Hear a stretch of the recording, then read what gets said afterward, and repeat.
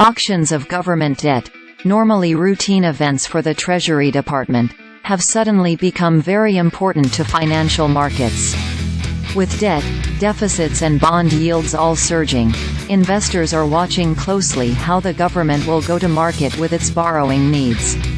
Both bond and stock markets have been volatile amid fears of oversupply at a time when the Federal Reserve is keeping monetary policy tight, and as investors are demanding a premium for interest rate risk and geopolitics is posing various wild cards.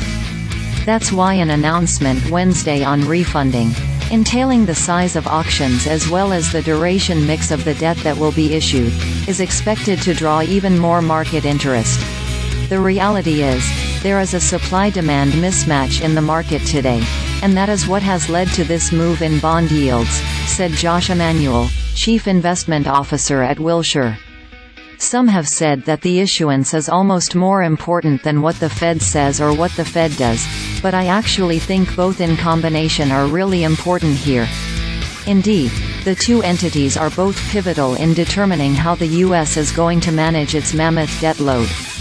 That symbiotic relationship will be on full display this week when the Treasury Department makes its refunding announcement Wednesday at 8:30 a.m. Eastern Time, and the Fed follows with its decision on interest rates that same day at 2 p.m. Eastern Time.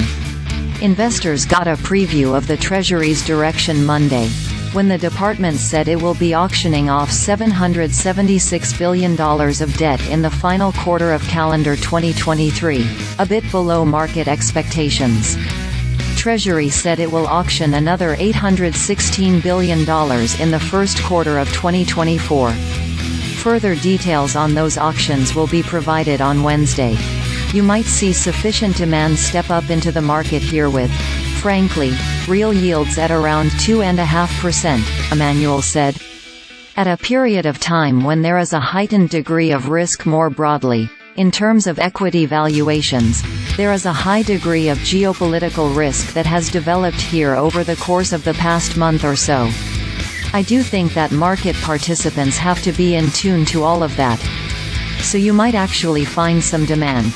The key variables markets will be watching are the actual sizes of the auction as well as the mix between shorter-term Treasury bills against coupon issues, as strategists term longer duration notes and bonds. We think the U.S. Treasury's upcoming quarterly refunding meeting might deliver a surprise relative to market expectations, in which the Treasury might decide to increase coupons at a lower pace than what its regular and predictable strategy might have suggested in August. Guneet Dhingra, head of U.S. interest rate strategy at Morgan Stanley, said in a note to clients.